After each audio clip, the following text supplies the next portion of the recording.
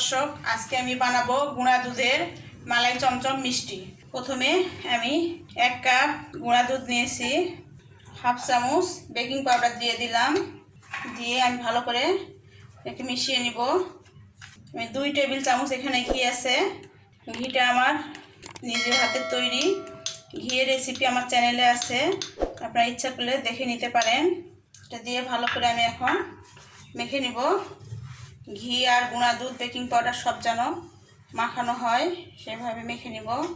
দর্শক, আমি একটা ডিম ভেঙে নিয়েছি, এটা এখন ভালো করে আমি ফেটে নিব। আমার এটা ফেটানো হয়ে গেছে, আমি এটা দিয়ে দিলাম গুঁড়া দুধের সঙ্গে। দিয়ে এখন ভালো করে মেখে নিব।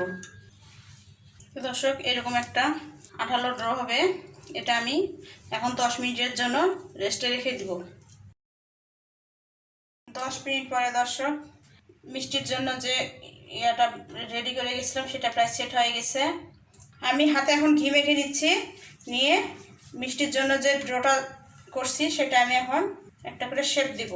প্রথমে আমি এভাবে হাত দিয়ে মুট করে চেপে চেপে নিব। নেওয়ার পরে দিব লম্বা শেপ। আপনারা আপনাদের ইচ্ছা মতো দিবেন, ঠিক যেমন মালাই চমচম মিষ্টি যেমন হয় মালাই চমচম ওইভাবে আমি বানাবো।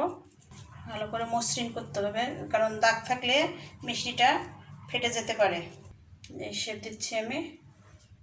এই তো আমার 1 কাপ গুঁড়া দুধের 9টা মালাই চমচম মিষ্টি হয়েছে। তো দর্শক, 1 কাপ দিয়ে দিচ্ছি আগে পানি। তারপর আমি চুলাটা এখন অন করে দিব।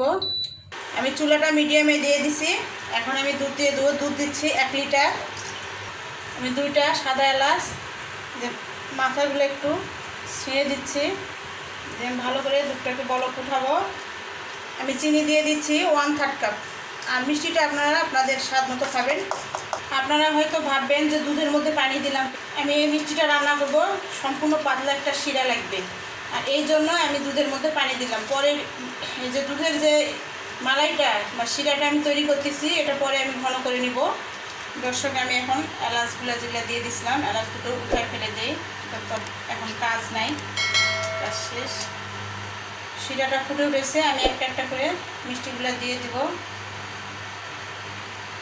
আমি এখন ঢাকনা দিয়ে ঢেকে রেখে দেবো। আর এটা আমি 5 মিনিটের জন্য একবারে, আমি প্রথম থেকে চুলাটা যে অবস্থায় চালাইছি, হাই হিটে থাকলে হাই হিটে, লো হিটে থাকলে লো হিটে, এবং মিডিয়ামে থাকলে মিডিয়ামে আমাকে 5 মিনিট রান্না করতে হবে।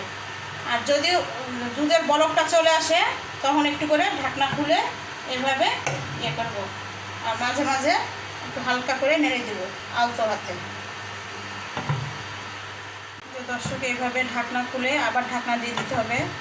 ঢাকনা খুলে রাখা যাবে না, দুধটা যে উতলে পড়ে যাবে সেটা করা যাবে না। একটু ঢাকনা খুলে আবার সঙ্গে সঙ্গে ঢেকে দিতে হবে। এভাবে 5 মিনিট আমি রান্না করব।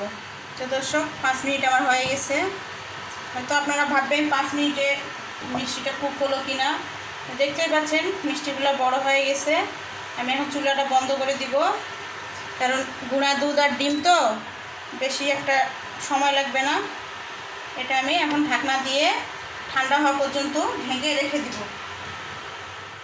তো দর্শক, স্বাভাবিক ঠান্ডা হয়ে আসছে এখন মিষ্টিটা।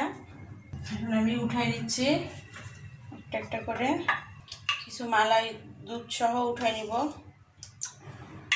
এটা আমি এখন রেখে দিচ্ছি, দিয়ে এটা মালাই করে নেব ঘন। এখন আমি দুধটা ঘন হওয়া আসা পর্যন্ত হাই হিটে ঘন করে নেব। দর্শক, দুধটা ফুটে উঠছে, অনেকটা ঘন হয়ে আসছে, আমি আরও ঘন করব। দর্শক, আমার দুধের মালাইটা ঘন হয়ে আসছে, আমি আর ঘন করব না। ঠান্ডা হওয়ার পরে এটা আরও ঘন হয়ে যাবে। এটা আমি এখন চুলা বন্ধ করে দিয়ে ভালো করে ঠান্ডা করব। এতে দর্শক, মালাইটা অনেক ঘন হয়ে আসছে। এখন আমি মিষ্টিগুলা একটা একটা করে দিয়ে দিব। এতে দর্শক, এটা আপনারা ফ্রিজে রেখে 2 দিন থেকে 3 দিন পর্যন্ত খাইতে পারবেন। বুঝতেই পারবেন না যে এটা ছানার না গুঁড়া দুধের মালাই চমচম মিষ্টি। আমি কেটে দেখাচ্ছি একটা মিষ্টি, দেখতেই পাচ্ছেন কতটা সফট আর কতটা ইয়াম্মি হয়েছে। আমি আরও একটা মিষ্টি কেটে দেখাচ্ছি, আপনারা এইভাবে বানাবেন আর খাবেন। এই তো দর্শক, পরিবেশন করছি। আর আমার রেসিপিটা যদি আপনাদের ভালো লাগে অবশ্যই আমার চ্যানেলটা সাবস্ক্রাইব করবেন, লাইক দিবেন, কমেন্ট করবেন, শেয়ার করবেন, আর একবার হলেও বানিয়ে দেখবেন, অনেক মজা খেতে। আসসালামু আলাইকুম।